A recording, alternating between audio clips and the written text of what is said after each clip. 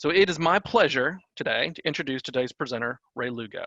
Since graduating with a telecommunications degree in the late 1980s, Ray has worked for several major organizations, including IBM, ROLM, MCI WorldCom, Realcomm, and Metropolitan Fiber Systems, installing and maintaining telecom systems where he witnessed the early evolution of voice over IP implemented on LANs. As an instructor with GlobalKnowledge since 2001, he has taught several telecom courses under Nortel and Avaya, went on to deliver networking classes, which led to certifying and instructing on CompTIA, Net Plus, S Plus, CISA Plus. He's also certified to teach EC Council CEH. And finally, he delivers the GlobalKnowledge developed Cybersecurity Foundations course, which this webinar is using as one of its models basis. And the apple doesn't fall far from the tree. Ray has a son in college actively pursuing a degree in cybersecurity, which has become a much needed skill set in today's job market, as every organization needs to defend itself against ever-growing cyber threats. Also like to point out that Ray is joining us today from PTO. It's supposed to be his day off. So thank you so much, Ray. I'm gonna turn it over to you. All right, thank you. Thank you, Brent. Always a pleasure to have you on board in these webinars. Well, good morning or afternoon or evening, everyone, right? Depends on your time zone perspective. Me, I'm afternoon. I'm from the U.S. New Jersey state. And I'm going to be presenting here now the trends in cybersecurity. Again, as Brent said, towards the end of this section, then we'll have a Q&A session. Okay, question answer.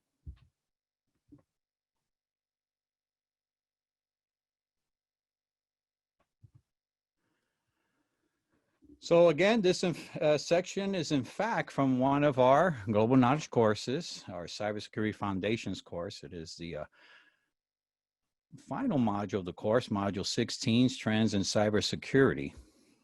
As you see here, this is the outline for the entire course, by the way, right?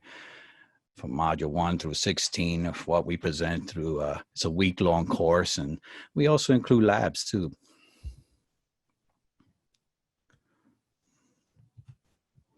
So what we're going to cover here in Trends in Cybersecurity, we have cybersecurity design constraints, cyber driving forces, how connected are you, how reliant on connectivity are you, identity management, cybersecurity standards, and follow with cybersecurity training.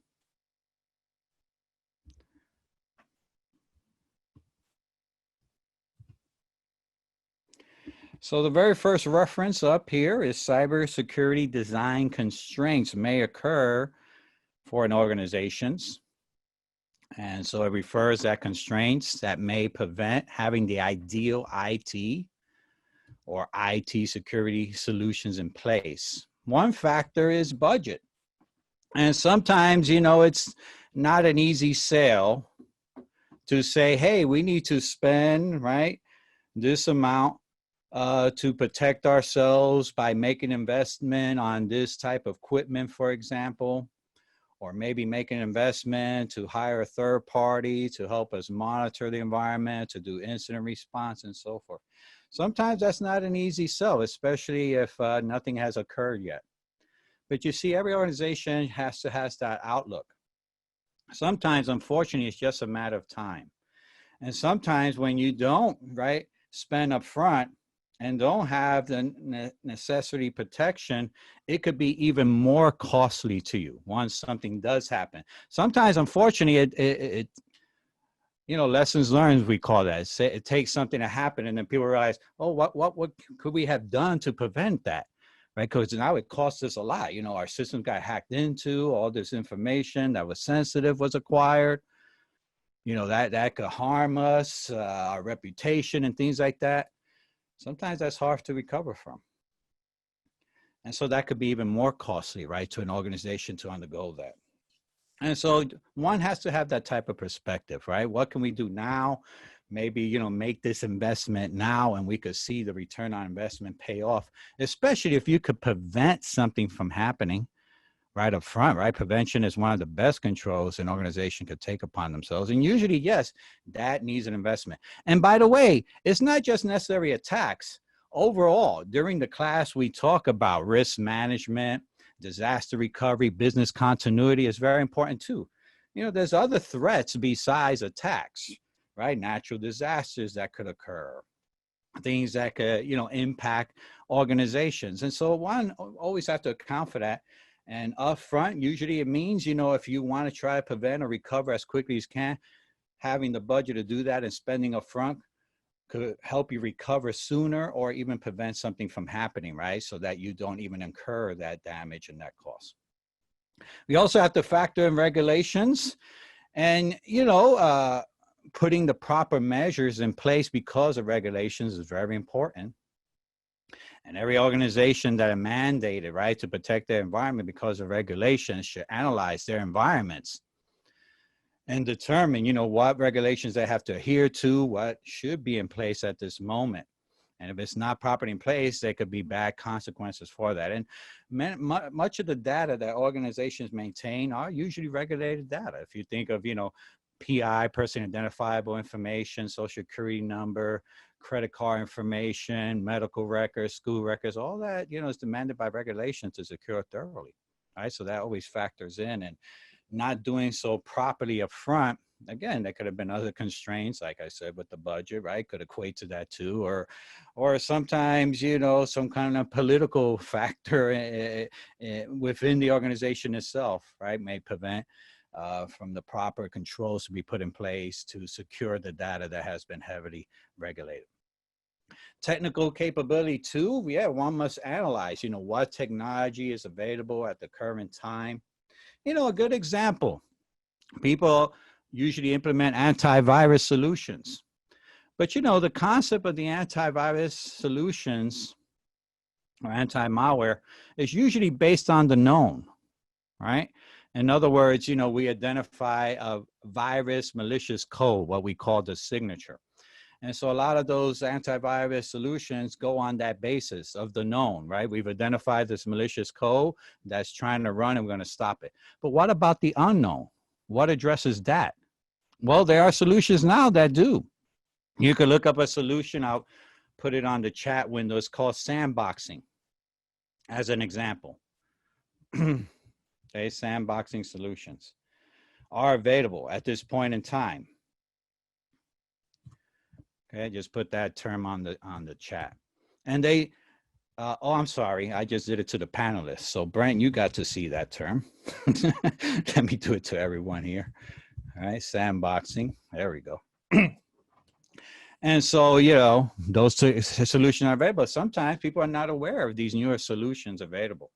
Sandboxing has actually been around for a while. It takes the approach of going beyond just identifying the traditional, malware signature and approaches it of, well, even if we don't identify a file signature, doesn't mean it can harm us. What if we run it in an isolated virtual machine and see what it does to the virtual machine? If the outcome is malicious intent on the virtual machine, even though we haven't identified its signature, maybe it's a 0-day, we could still know that it's going to harm us. So those technological solutions are available. Artificial intelligence is available too. A lot of the artificial intelligence actually, in fact, does the sandboxing for us. But sometimes people are not aware of these technical solutions that are currently available, so they don't utilize them in their environment to protect themselves further and more thoroughly. That's not to say the former solutions won't protect you, but we use a term in cybersecurity. We call it 0-day. Probably many of you heard that term. Protecting yourself from the unknown is one of the more challenging ones. And there are newer and newer technologies that center on 0-day, like I mentioned, artificial intelligence, sandboxing solutions. That really, centers on those to try to do their best to identify the unknown attacks before they attack you. Right? So you have to consider that too. You might not have all the benefits of the modern technology, right, securing you thoroughly in your environment. And once you investigate, right, what currently is available to secure you even more thoroughly. It also points out designs, capacity, and limitations. You have to acquire materials, the proper equipment, compatibility to one's environment, because usually it's a retrofit, right? Goes in place to what you already have in the environment and making sure, right, it fits what you currently utilize and compatible with your current environment and does not cause other issues. And then the processes that have to go in place Again, it might be, you know, an entire process that has to be done, you know, requests submitted and approvals and such, but it should be a timely process, let's say that, right, to be put in place. And, you know, because that could be a constraint. If something takes too long, well, that's an advantage to the black cat. I just use the term black cat. When I mention the term black cat, I'm always talking about the malicious attacker, right? The malicious cyber attacker, we call them black hats. They always have the malicious intent. It's to an advantage for a black hat for an organization to stall in the process of securing themselves thoroughly, because they'll find the vulnerabilities, especially if you don't have the right controls and measures already put in place to defend yourself, right? And they'll use that as to their advantage. Staff capability is another factor. Having the people trained thoroughly, right, to support the environment. Some organizations use internal. Like I said, before becoming instructor, I did support in the field. That was my thing for nearly 15 years before you know, getting on to GlobalKnowledge. And so, you know, I always had I always loved the technical side and making things work and you know, maintaining and installing things. That was me. And I still actually enjoy it, but you know, I did it for customers. I was the one that came to them and supported them. Although I did have the experience to be on site a couple of times, right? So in a sense, I became like one of their staff because I was always there. I did that for a hospital actually for quite a few years. But those factors in, right? Having the staff, having the capability. And even if you don't use an in-house staff, which is ideal, obviously, because then you have, you know, that constant support, usually immediate reaction, but even involving a third party. A lot of organizations go that route, right? Maybe an incident happens, a breach happens. You might not have your own incident response team per se, local. If you do, that's fantastic. But sometimes you don't, but you involve a third party, right? That could do that incident response for you when incidents occur. Political issues. Some of the times the political issues is more about privacy and such. And, you know, an organization has the right to monitor themselves. That's vital. You got to monitor thoroughly. You got to know what's occurring within your environment. And some of the users may factor that in as, you know, is it a violation of my privacy when you do so? And so that could be a political issue. But, you know, organizations have to prepare for that by putting it in policies and procedures and making the users aware. A user should not be blind to the fact that, hey, we're going to monitor your emails, maybe your phone calls, right, and record them. Sometimes for quality assurance, right?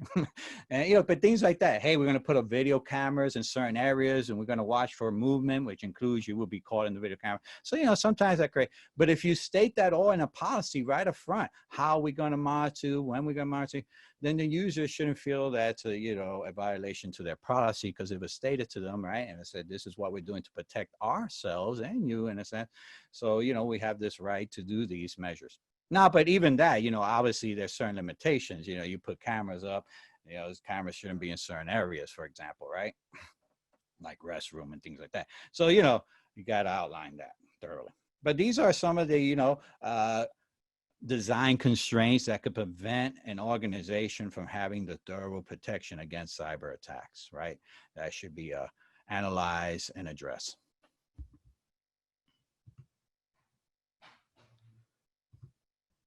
I just want to read out loud a statement on the chat. Brett said, we don't provide a certificate, but we will send a follow-up email that has a link to this presentation, okay? All right.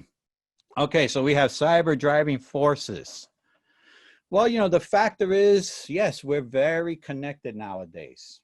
And that connectivity, there's that black hat person at the bottom there, right? If they only look like that, right, we could tell they're the malicious perpetrator. His hat doesn't necessarily look black there, but he's wearing a hat at least. The mask is another giveaway, but during this time, you never know. But they're the malicious perpetrator, and they're have an advantage because anyone could be on the internet. And so much has gone on the internet now, right? So many new technologies, you know, they're showing the social media there. They're showing education there. Internet of Things, right? The, you know, devices that weren't traditionally connected to an IP network and especially accessible from the internet, now they are. We're gonna, you know, hear more about the IoT factor as we go along. And so that becomes an advantage to the black hat because now they could extend their reach. We see the mobile phone on the right there, on the top. You know, it's talking about usually their real driver, monetary gain. Yeah, a lot of these breaches lead the black hat to obtain money because of the breach, whether they use the information they attain to sell it off, literally. You know, the dark net is a real area of the internet. And, you know, once these black hat attain sensitive information, like I say, you know, stating back to the PII information, like social security numbers, for example, that's valuable to the black hat, and they'll sell that information off. And trust, there are people willing to buy it and pay good money to buy that information. Credit card information, sometimes the black hat just use it to their own advantage, right? And use someone else's information to purchase things. You know, identity theft is on the rise greatly. But then, you know, other areas of information that they tamper with if they can. Like they're showing now, think of the current scenario. You know, here we had to switch to online training everywhere.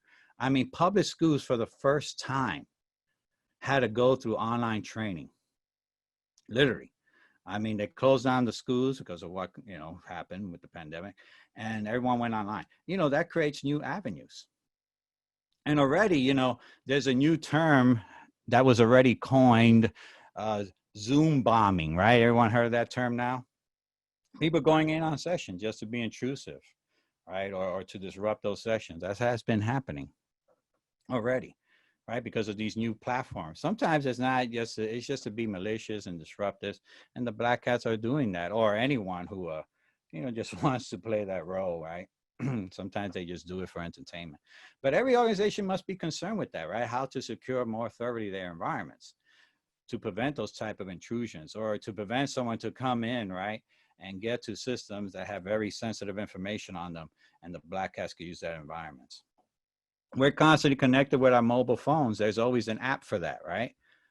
And you probably all could attest how often you use your connectivity nowadays, right? How often you are on the internet, whether it's to your personal device or for work measures or now school measures, right? And that creates a definite advantage for the black hat because it extends their reach, right? Everyone's on the public internet.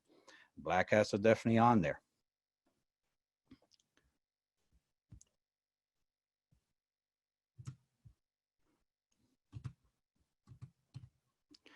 So again, mobility, mobile devices have become the main, right, device that everyone uses. Now a question comes up. Do you ever not carry a cell phone nowadays? Right, we're constantly connected. It's literally gotten to that point where a lot of people, if they leave their homes and they realize, oh, I don't have my mobile device, they'll turn back around. Maybe they've even driven off. And they'll turn back around, right, and get that device. Why? Because they constantly want to be connected. It says, how long can you go without checking it? You know, your mobile device. It says, do you have the right to restrict access to your cell phone records? It says, how about with a company provided phone? Right, so that all factors in. It says, can the company you work for restrict cell phone usage at work? But here's the thing about mobile devices. It's not just about personal usage anymore. Many organizations allow the BYOD factor, right? Bring your own device. And so that has to factor in now that a lot of corporate data is on these mobile devices. And then the user, right, takes that mobile device with them. And so that factors in now. So now someone could potentially lose that mobile device, or it could be stolen. And if that happens, then corporate data can also be compromised, even though it's that person's, right, personal device. So you got to, you know, factor that in nowadays. An organization must be concerned about that, right? And if they're going to allow the BYOD scenario to play out, right, bring your own device scenario, they have to be concerned and make sure that that user understands how well they have to now protect that mobile device, because it's not just their data that could be compromised when they take that device with them, right, and have that device all day long, but it could also be corporate data as well. And a lot of organizations, you know, will address that, by the way. If they're allowed to bring your own device factor, there are solutions there that allow the IT administrators, right, to be able to manage those devices more thoroughly. Some of you may have heard of these solutions. They call MDM, mobile device management. And so many organizations are implementing those solutions on the user's devices, on the user's phone. You know, has the capability to monitor that device thoroughly, although you have to make sure the user understand you're not trying to be intrusive, though. But if something happens, you know, an IT administrator through the MDM solution, mobile device management solution, could quickly, for example, lock the phone and do a remote wipe. You know, if they feel that the corporate data that's now stored on the mobile device is going to be threatened, right? They could take those measures. Well, those are the, you know, the type of solutions, again, one have to consider and these type of scenarios, because mobile devices are not just, you know, personal devices anymore. A lot of organizations are allowing to bring your own device factor.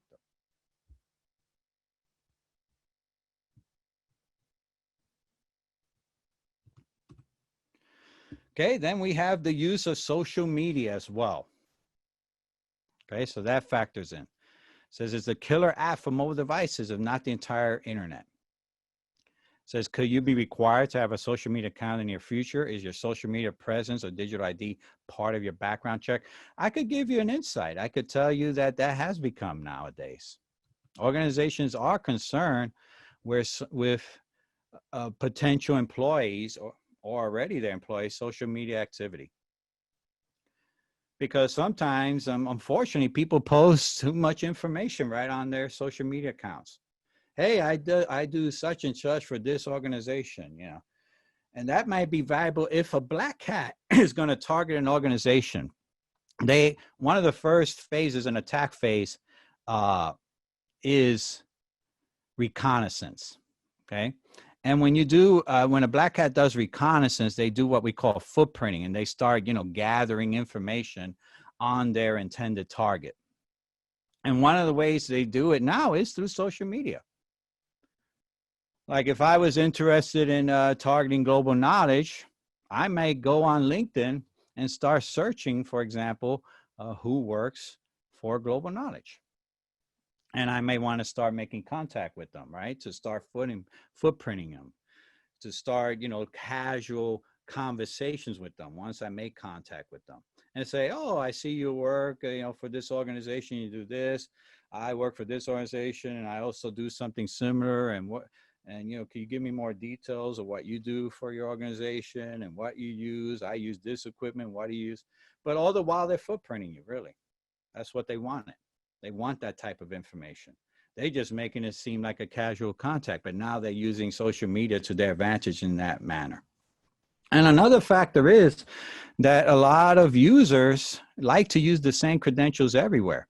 And the credentials they use for social media, like their Facebook account, maybe that's the same password they use in other areas, including in their job environments. That's actually very common practice by users. They like the convenience of not having to remember, right, too many different accounts. And so what they may use in social media, it might extend to what they use, right, in other areas, such as their work environment. And so that's an advantage to the black hat. If they could compromise one, they could potentially compromise the other. Another factor nowadays, you've probably seen in a lot of websites let you may see the option, you know, log in with Facebook, log in with Gmail, and so forth.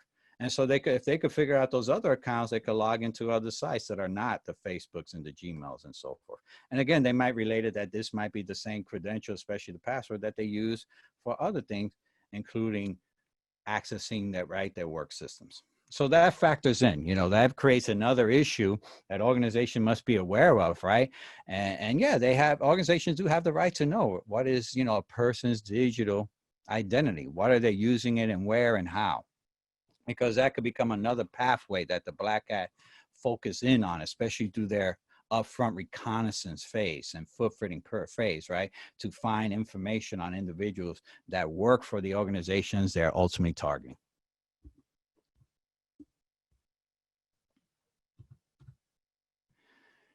Next, we have the IoT factor. You know, the fact that, again, everything is now connected. What traditionally was not connected in the past to IP networks are currently now connected to IP networks. And this is not just individuals in their home environments. Obviously, that does occur. As a matter of fact, very recently, you know, in the news, there's been incidents where families have been intruded upon because someone, you know, logged in to their internet connected video camera, like the Nest camera or the Ring doorbell, and people have intruded in them and literally, you know, seen inside someone's home, right? Very intrusive. But we can extend that to the corporate environment as well. Okay, we could extend that to the corporate environment as well. And when it comes to the corporate environment, again, corporations are attaching numerous things through the IP network, including their surveillance cameras also. But anything, once it's attached to the IP network, and if that IP network has a pathway, a gateway out to the WAN side, wide area network, such as the internet, that creates another potential, right? Another potential pathway that the black hat could use to their advantage. And depending on what that device provides, like I said, very popular nowadays to have those IP-based cameras that are accessible right through from the internet, and someone could intrude on them and literally look and do surveillance on an organizations or individuals even when they're not there. Okay. I remember I saw a report where you know, the modern TVs now, the smart TVs, they tend to have now built-in cameras, a lot of them. And during the report, the person was demonstrating how they were able to activate the Skype application on that TV, on that smart TV, activate the camera, but put it in a mode that you couldn't even tell was active, you know, the camera on TV. And it said easily your TV could be literally watching you, right? Once someone infiltrates these devices. I already thought of a potential. Someone could just be malicious. What if they access, you know, you're in an environment that, especially winters, might get cold, like in New Jersey.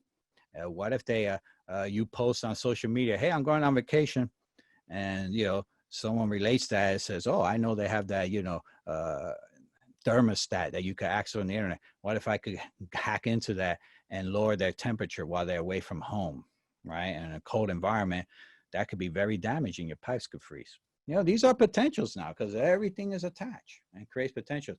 They have literally, black hats already have set up attacks and use IoT devices to launch the DDoS attacks, distributed denial services, on websites, literally, because these things are connected to the internet. So if they could take over with a botnet infection, bot malware, and they could send directives, instructions to these devices, hey, flood traffic to this target site.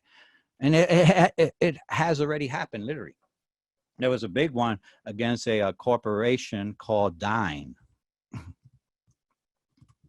And IoT devices, if you read the background on that attack, you will see it was IoT involved. They created an army of bots through IoT devices that attack. And then they provide a name resolution for other websites. So when they were attacked, name resolution didn't work. A lot of people couldn't get to other websites because the name resolution was down. And it was centered on IoT devices launching that attack.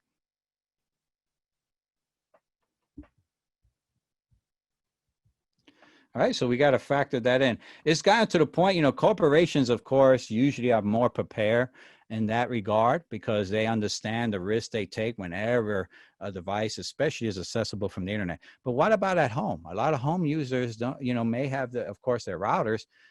Sometimes those routers have basic, you know, firewall protection, but that doesn't mean it's all inclusive protection. You have to think at that level nowadays and maybe buy a more sophisticated firewall protection for your home environments. You know, there are products there that are titled firewall that also do your routing, but they're more inclusive protection. You could go on Amazon.com and just enter firewall and you'll see all the products that come out now. Because you really got to consider that if you're into home automation and everything attached to the internet so you can access it from the internet, well, the same way you can, the black hat can too. But you got to protect yourself more thoroughly because of that. And so you should consider more, you know, thorough protection like a firewall in your, even in your home environment. Corporations tend to do firewalls, so shouldn't be an issue there. Now, another area of big concern, ICS, industrial control systems, and SCADA, right? Supervisor control and data acquisition.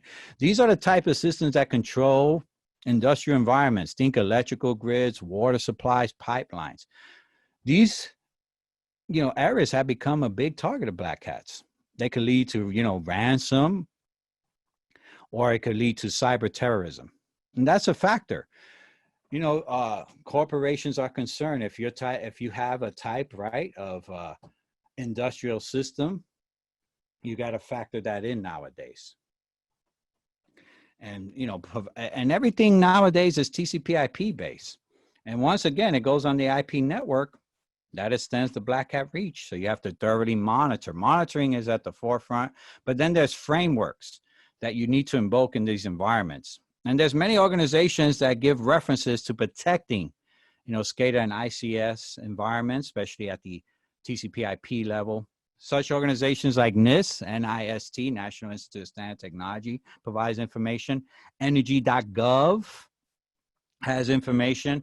You have a certification that could be achieved, and we, have classes in that regard. One popular organization that provides certification in that regard, ISACA, Information System Audit and Control Association.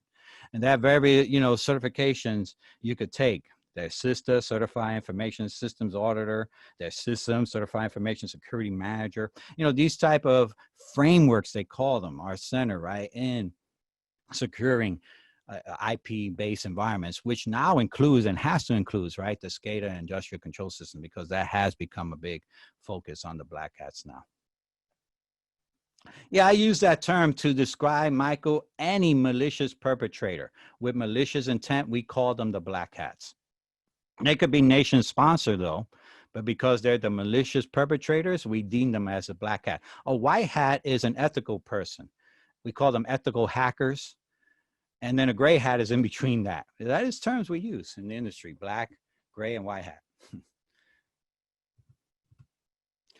Now, there has to be a need for standards have to be developed. It says the lack of security standards for IoT especially leaves networks vulnerable. But standards are being developed. One such standard is Open Trust Protocol. It says designed to provide secure architecture and code management to protect connected devices. It says OTRP is currently an internet draft from the Internet Engineering Task Force. But these standards have to progress, right, and evolve along with everything is being IP based. Well, consider now we even carry around watches, right, that are constantly connected to your cell phone. All these devices, right, and they're all accessible from the internet. And that just extends the black hat reach. So they have to be more concerned and more standards based to protect these devices. When their device got infiltrated and people was trying to be intrusive on homes, then they put the measures out to tell everyone, hey, do a multi-factor authentication to strengthen, right? So someone can't just go in easily with one factor and a weak password. But they did that after the fact. They should have really done it up front. But that's why I said, as time goes on, these standards have to be developed more and more, right, to protect everyone, both on the corporate level and individual residence level when it comes to IoT devices. And these standards are being developed. We have new technologies. As that technologies are developed, will security be priority? It has to be. It says the cyber law keep up with new technologies. It's an advantage to the black hat because they could attack through the internet. And honestly, they could be anywhere. They don't even have to be in the same country that they attack systems on. And so that's a big advantage. And so that's, complicates cyber law even more, especially when it goes international. It says, will you have the right or power to restrict access to and storage of your personal information? Could your medical history become part of a background check? It says, who will own the internet in the future? Well, currently it's not owned by one particular governing body. Well, it depends again, country by country. Here in the US, we have individual ISPs, we call internet service providers.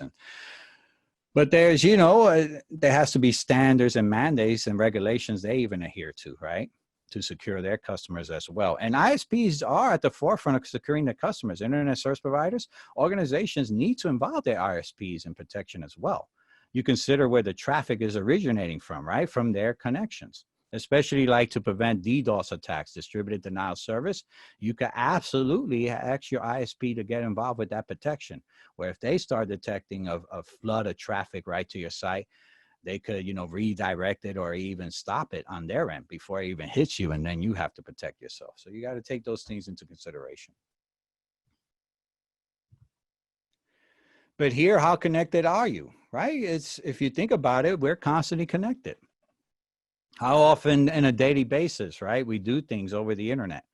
As a matter of fact, nowadays it's gotten to the point you strip the internet away, it's probably going to disrupt a lot of our lives. Well, me personally, if I have the internet, I wouldn't be working on a weekly basis. I do a lot of virtual classes now.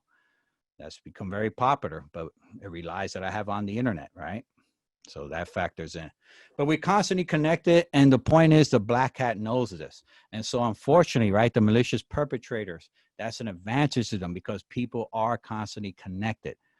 And when they're constantly connected, the black hat could also try to compromise and come into that connection.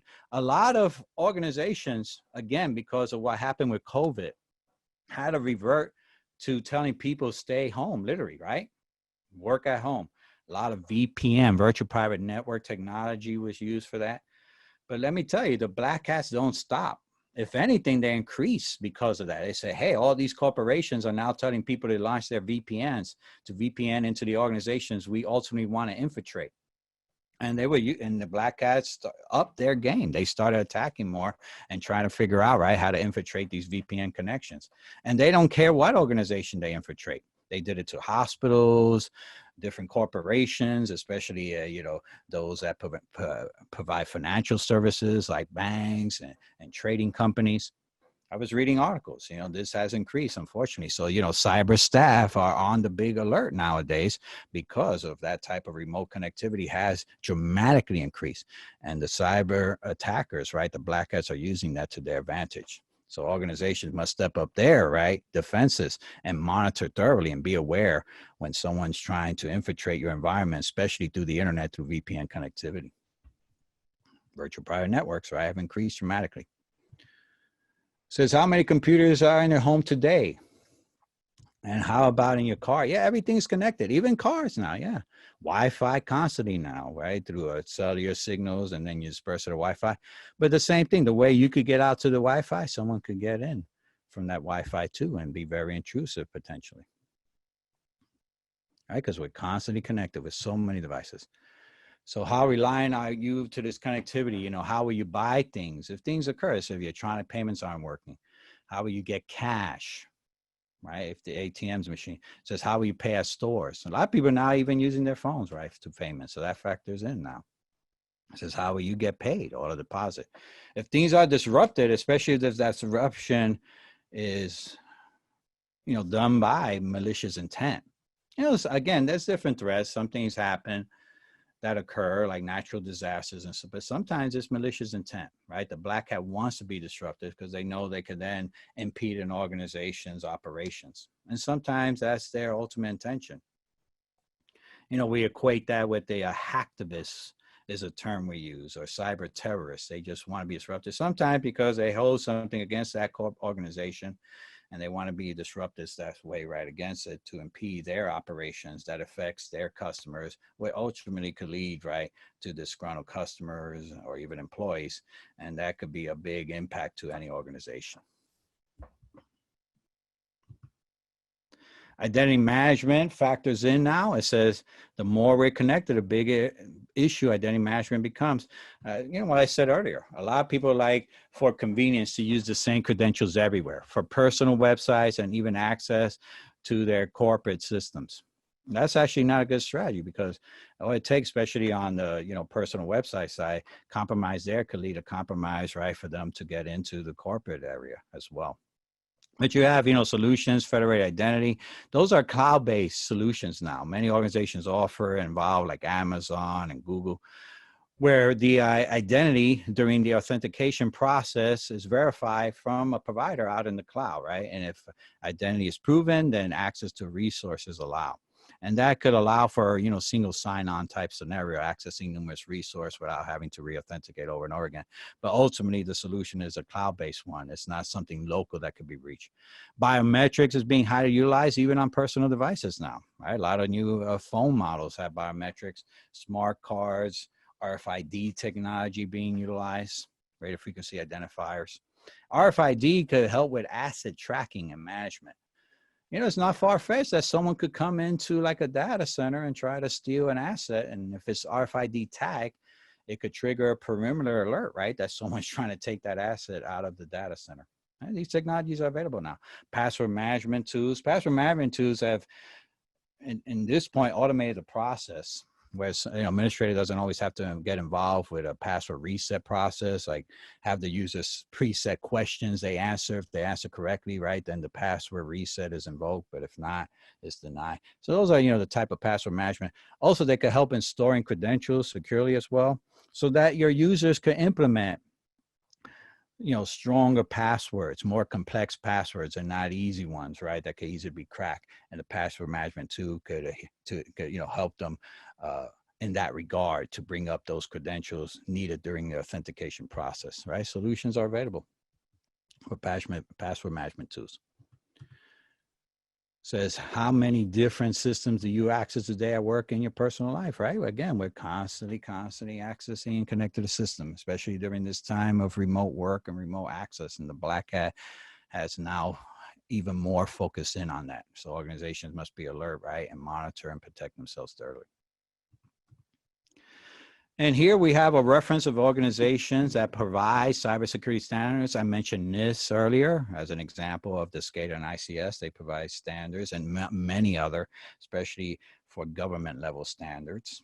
That's the National Institute of Standard Technologies. You have the European side, European Union Agency for Network and Information Security. You have European Telecommunications Standard Institute.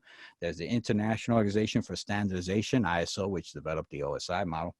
The Internet Engineering Task Force was referenced earlier for the standardization of the OTRP for the standards of securing Internet of Things devices. But they, provide many more standards, of course, regard for internet technologies. We have the Institute of Electrical and Electronics Engineer, the IEEE, especially involved in LAN and LAN security standards, and the Committee of Sponsoring Organization, COSO, as well. And then training. Training is vital. Every organization must consider training. Again, even if a person doesn't directly apply the cybersecurity measure themselves, knowing about cybersecurity is vital for every organization. The more someone is aware, the more they could prevent attacks. If people are not aware of the tactics that the Black Hat is using, they're more susceptible to the attack. So training is at the forefront. Obviously, those that are literally going to provide the cybersecurity protection in an organization must be thoroughly trained. Like I said, my son he's going to his second semester. He's obtaining his bachelor's in cybersecurity, right? That's the field he wants to be in. It says IT training is an important part of IT budget and careers. The delivery of education is changing.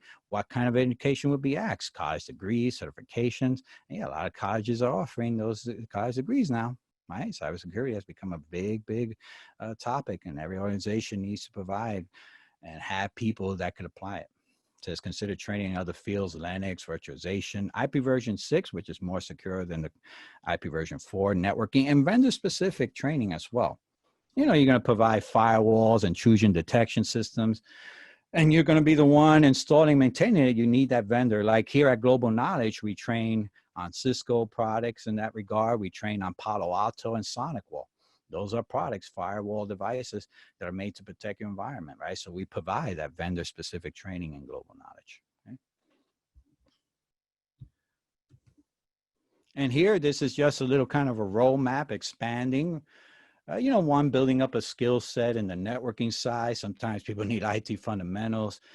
This module was based on the Cyber Foundations course, and it branches out to certifications like Security Plus, CEH, CISPA, right? And then some specific training on the Cisco, Wireshark is referenced there. This is kind of an outline, and people are considering the type of training that could help them lead, right, to successfully accomplishing, especially in a cybersecurity track. And this is just a course outline in that regard, and the courses that we offer in GlobalKnowledge, right, to those type of classes, and some that do lead to certification, if that's your intent. All right, so now we reach questions. Although I seem to question a lot about certificate, I could tell you usually this doesn't have a certificate unless I'm wrong about that. Hey, yeah, Ray, I'll just jump in very quickly here. We've had that question come up a number of times Yeah. during your here. Yeah, we do not offer a certificate for webinars, but you will receive an email saying that you joined and a copy of the presentation. So I know we have a lot of folks here keen on proving their attendance during this webinar. So you will get an email that proves you've been here. So Ray, I'll turn it over to you. All the questions have been ordered by upvote, Okay. so we'll get to as many as we can get to, and to respect everyone's time, we'll right. make sure we finish here in about 14 minutes. Okay. Well, thank you. All right, here. So our first question: can you share some standard practices to prevent cybercrime and stolen identity of information? Well, yes. Strong passwords. Got to have complex. If you have weak passwords, people are going to crack them easily. They're going to get into your accounts. Your information is stolen. Any area that offers multi-factor authentication, do it. Do it. There's a lot of sites, like my bank site. It offers multi-factor. I can't just log in with username and password. They have to text me a PIN too. That just strengthens authentication. Because if you only have one factor nowadays and the black hat figures that out, they're in. And that's going to be a big problem. Also have anti-malware protection and make sure it's up to date. There's a type of attack, we call it cross-site scripting. They could steal your cookies from your browser. They could steal cookies that could contain session information that could help them reestablish a session. And, well, a lot of browsers protect by disallowing scripts to run nowadays, but anti-malware could detect a potential attack that way too, but make sure you keep it up to date. Those 0 days do happen, but as long as you keep yourself up to date, you could try to prevent that, right? To prevent your information from being stolen in that manner. Awesome, thank you, Ray. And I'll just remind everyone quickly to please place your questions in the question and answer portion of the control panel. Yes. I see some questions coming in through the chat, and not everyone can see those. So that way your fantastic questions can get upvoted and we can answer them. All right, so next right here, can you recommend a robust firewall for your home network? What do you use for your home network? Well, we teach this class in GlobalKnowledge. There's a product from the company SonicWall. Now, I'll tell you, it's an investment. It's not going to be inexpensive per se, but it's very inclusive. It's application level protection. When I say application level protection, it could examine a malware coming in with a packet and stop it. Not all firewalls could do that. And they're geared for SOHO, small office, home office environments. So, maybe $200 investment, but it could absolutely protect you. There's other products out there too, but because I personally know that one well, that's the one I recommend. Awesome, thank you. Okay, so next question here. Practices on social media we should refrain from to avoid being a victim of cyber attacks. That's a good question. Very good, thank you. Limit your profile if you can. Sometimes people put too much information. They put where they live, where they work, and, other information that people shouldn't know. I'm not going to mention any names, but I was once teaching this class, and during class they say, "Oh," they weren't in the class, but they say, "Oh, someone posted they had top secret level right on social media." Things like that. You got to avoid that. That's why organizations are concerned what people post. You don't have to post too much. Limit what you post. Be careful who's trying to friend you, because these black hats use the tactics. They might not friend you directly. They might friend your other friends because you show your friends list, and they'll build that up to build your trust. And once they build a trust, then they target you. And you could change your setting. A lot of these websites allow more privacy setting, like LinkedIn. You could change it to be more private. Like I said, if I'm a black hat and I'm targeting an organization, I'm going to go to LinkedIn because I'm going to see who works for that organization, and I'm going to home in on them especially. All right, so you got to be aware of those and be careful who's trying to friend you on these sites. I'm not saying never friend anyone ever again. Just be careful who's trying to friend you on these sites. Yeah. Awesome. Okay, what is the best way to get cybersecurity experience while working in a job that does not have any focus in the IT world? It's a great question, Christopher. That does not have, Well, you have sessions like this, webinars. You have a lot of online classes that are, in a sense, are maybe in this format that you could take and view. There's a lot I see on YouTube nowadays and such, because, obviously coming to a training class would be the most ideal scenario, but that's a cost. So that factors in. And if an organization, is not willing to pay that cost, that might, factor in there. But there's other, areas that you could find that will give you information similar to this webinar, right? To at least start building your foundational information until potentially you could come to a class like this. Like I said, if you come to this class, it's a great starting class, 16 modules to cover for the week. We get into a lot of information. We even use tools. Okay. Okay, here. As an experienced IT management professional, what is a cert that you would recommend? CISSP and CISM are common knowledge, but seems long and complicated. Is there a starter pack from where we can test the waters and then jump Let me deep tell into you, and I'm just going to flip back real quick here. Sure. When you see the cybersecurity, see what it's pointing to there. Security Plus is an excellent starting certification. A lot of the information that I present in the Cybersecurity Foundation course overlaps into the certification of Security Plus. That's from, CompTIA Security Plus. And then from there, you see where it branches out. Security Plus then branches out CEH, which is Easy Console. At the very high level is CISP. You don't want to go and jump into CISP first. You got to build a foundation first. That's why Cybersecurity Foundation points to security, build more of a foundation. It's your starting point certification, and then you branch out to the higher ones from there. That's my recommendation. Awesome. Okay, we'll go with Ray. Ray, in your opinion, does it make sense for someone like me who has over 15 years of desktop support, Windows system administrator experience to do a master's in cybersecurity, or would it make sense to focus on certifications like CISSP, CISM, etc.? Well, my question becomes what kind of foundation you have in the cybersecurity side too. And, working in IT is a big advantage. My son is in college for the bachelor's. It falls under computer science. So you have a big advantage and starting point. So you could fit right in. You probably could go and start addressing the higher levels. But like I said, to me, you should progress. Maybe again, like I said, start with cybersecurity and then progress from there. Notice again on this chart, cybersecurity branches to CISP. That would be a good starting point, because then you could see what you already know and what you don't know, go back and focus more, and then start progressing to the higher level certification. But having an IT background is excellent, because cybersecurity and colleges fall under computer science. So you're on your way. Fantastic. So as a beginner to the cybersecurity world, are there any suggestions to get hands-on experience? There's some websites out there that give free labs. Just Google cybersecurity labs. And there's some sites that will come up and they'll make you do cybersecurity labs. That will be good hands-on. We give hands-on during our courses, but obviously that includes the price of the course. So, go and Google cybersecurity free labs. I've Googled some for my own son and said, hey, son, try some of these here. And he's done them and he's enjoyed them. Some in the form of a game, these teens, you put something in the form of a game, they'll do it. So there's a lot out there. Just Google cybersecurity free lab. You'll find them. Yeah. I have a CCNA and RNS and doing my bachelor's degree in cybersecurity. There you go. Very good. What path do you recommend I take now? College makes you take irrelevant courses. I feel that. Yeah, keep on learning about cybersecurity in much depth. I would say start looking at certifications. I don't know your college curriculum per se. I know my son's. I'm having him do Security Plus as a starting point. Literally, over the summer, I'm making him study it because I want him to take that cert. So start thinking that way. Start thinking cert. And you might not necessarily have to attend the course.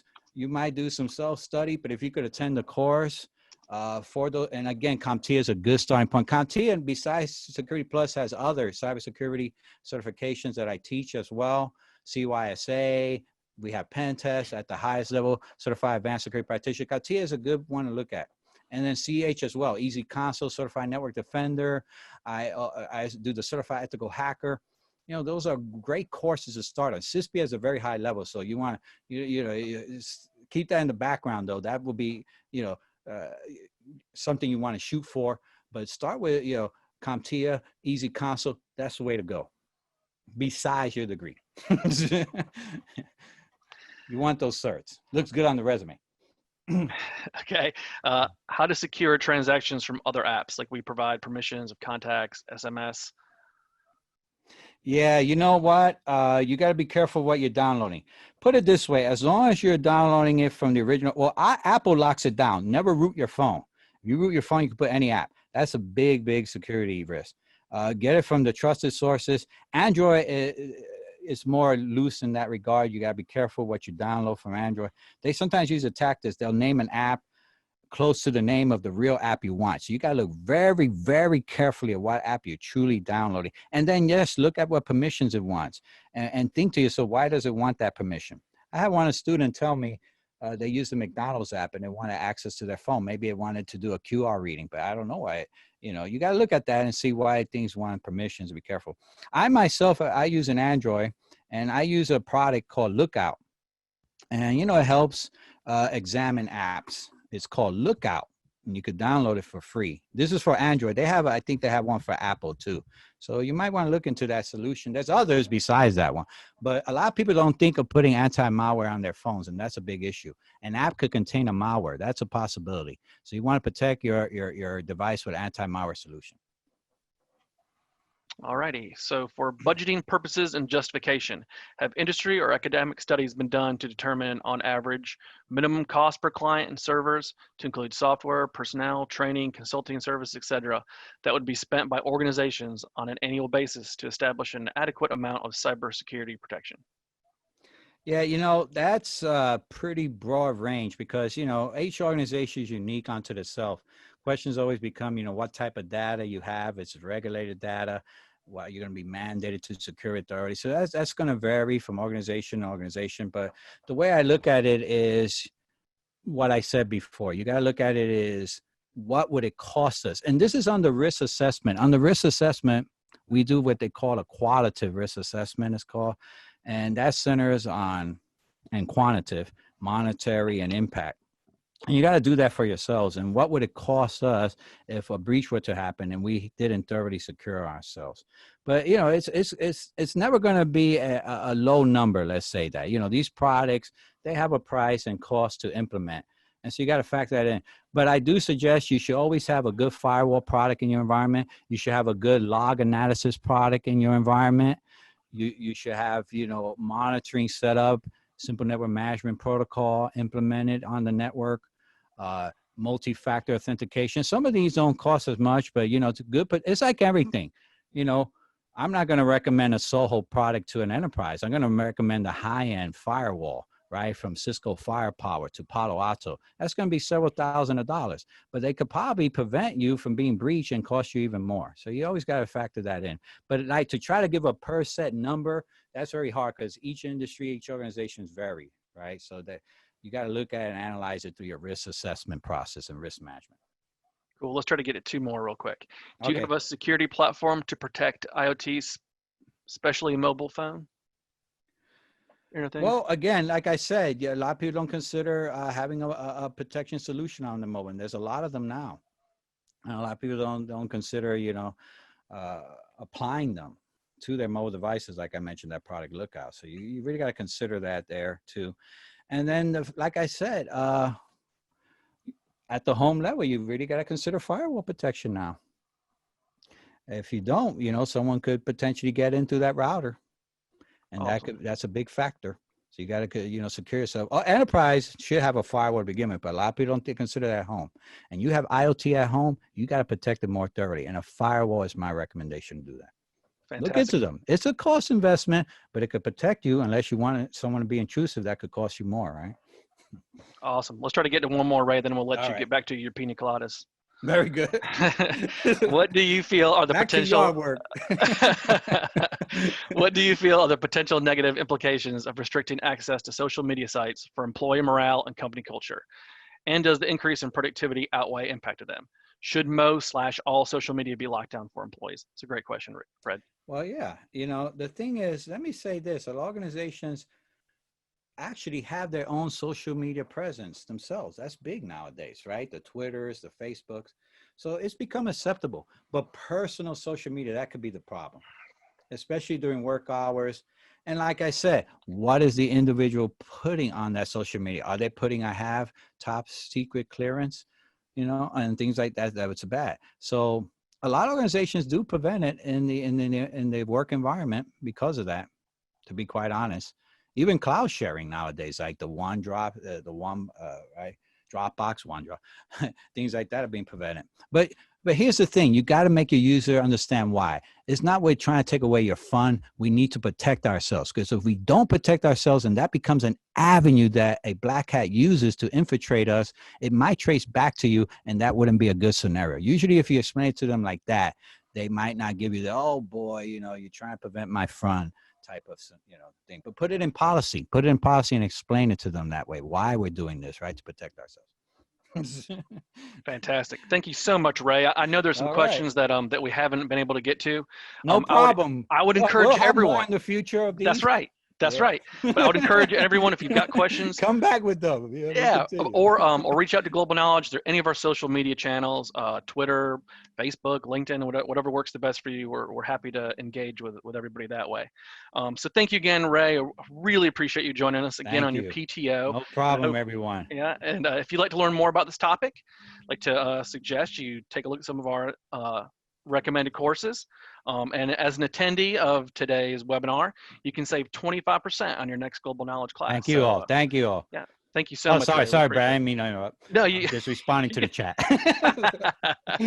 Sorry. so you guys can all read your own screen, but if you use the code webinar25 in the US or CA webinar in Canada, you can get 25% off your next Global Knowledge course. That webinar 25 works all around the world too, so don't worry about that. Finally, be sure to continue to visit Global Knowledge's website to access free additional courses like technical articles, white papers, webinars. So again, I know we're a little over. We appreciate everyone joining us so much. It's been fantastic. Thank you again, Ray. Everyone, Thank you. enjoy the rest of your day. Thank you all. Take care. Bye-bye.